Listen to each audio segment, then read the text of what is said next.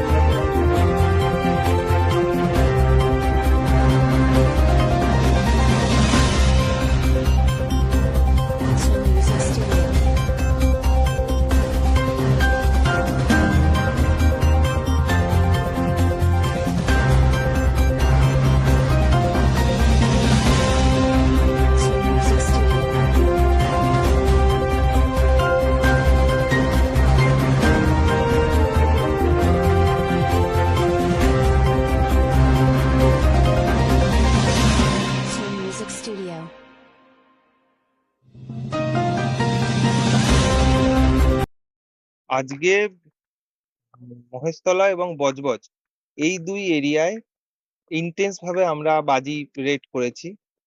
একটা বড় টিম তৈরি করা হয়েছে আজকে, সেখানে আইসি মহেশতলা সাহেব, আইসি বজবজ সাহেব সহ একটা বড় টিম, আমি নিজে ছিলাম।